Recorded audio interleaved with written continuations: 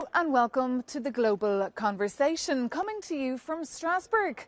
My guest today is Roberta Μέτσολα, the President of the European Parliament. President Roberta Μέτσολα, thank you so much for being our guest on the Global Conversation. They say when you have small children, the days are very, very long, but the years are short. Do you have the same feeling, perhaps, after 2.5 years as President of the European Parliament? Well, I have 4 children. Some of them are smaller than others, and I would absolutely agree.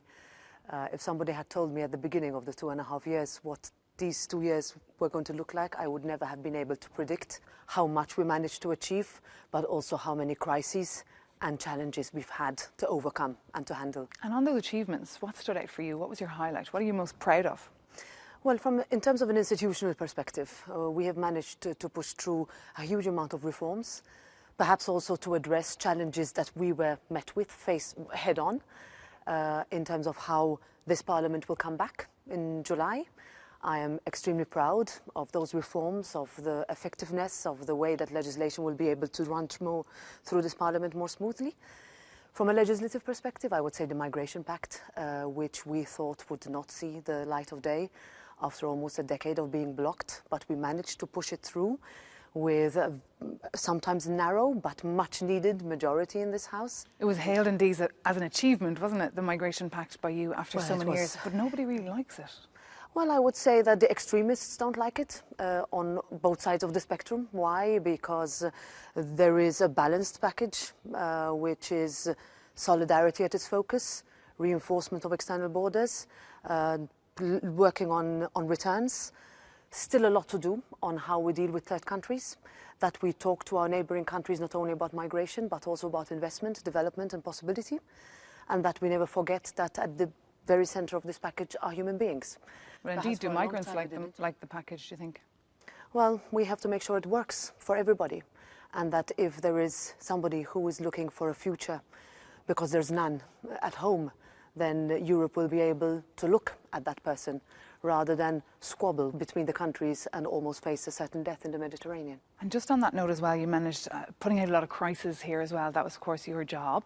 You did, of course, have last winter that corruption scandal where allegedly some of your members were under the influence of certain governments. How did it feel like when you got that phone call from the authorities to have to go to investigate, to go to the home of one of your vice presidents of the European Parliament, Eva Kaili? Actually, I went to the home of a Belgian member of the European Parliament. This was a specific, I would say, gut punch on the 9th of December 2022. Now, we had a choice that day. Either we say that this is something that would happen in any parliament, or that we look at the party political colour, or that we look at the country involved. But I refused to do that. I said, this House needs to move on. This House needs to make sure that if something like this had to happen again, then firewalls would be put in place and alarm bells would be sounded. It took a very long time, both to go through the motions of what needed to be done. This was, I would say, unprecedented and also unexpected. But once we did that, we realized as a House that we need to indeed reform in the way we do things.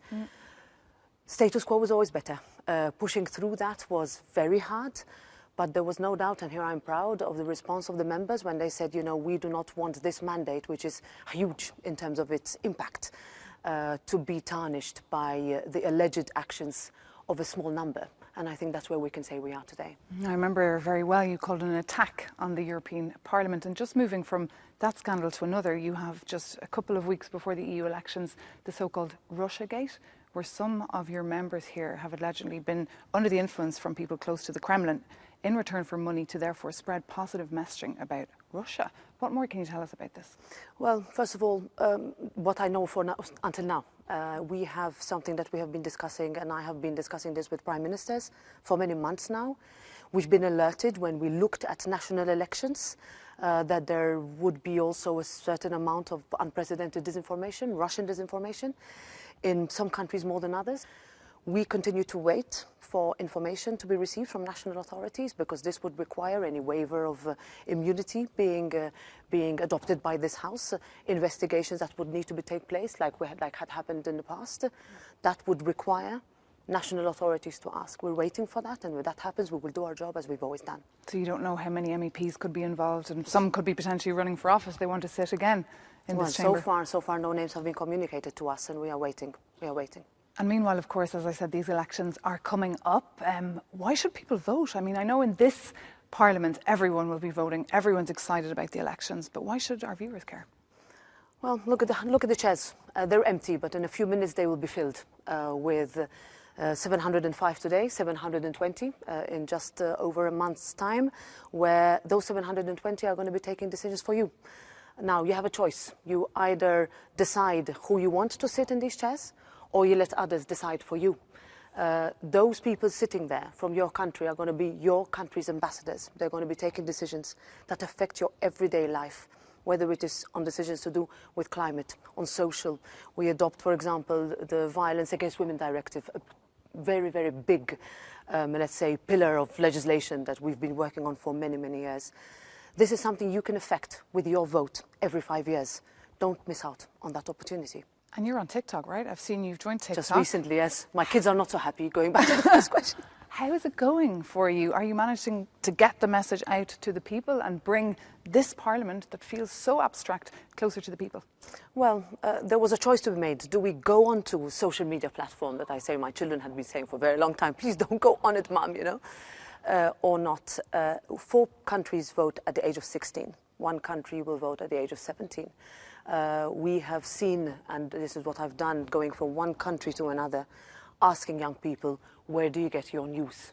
What I don't want is those young people to get their news potentially from propaganda or misinformation sources. So we said, let's get on there, let's get our message through, and hopefully once those kids are scrolling through, they get something that says, oh, I like this, I'll go vote.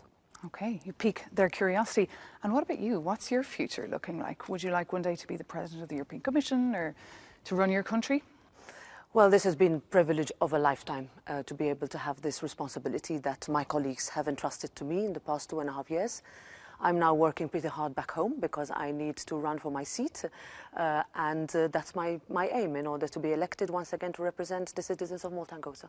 And which elections are more important, the ones taking place in June in Europe or the ones taking place on the other side of the pond in November?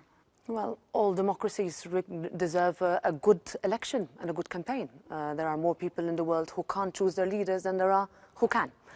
So we will be very much looking to the November elections. But first we have pretty big ones here. And I'm hoping that those big ones will return a group of members who will come here and say we want to work for more Europe. We want to work for better lives of our citizens. Let's see, we certainly report on it all. Ρομπέρτα Μέτσολα, President of the European Parliament, thank you so much for being our guest on the Global Conversation. Thank you.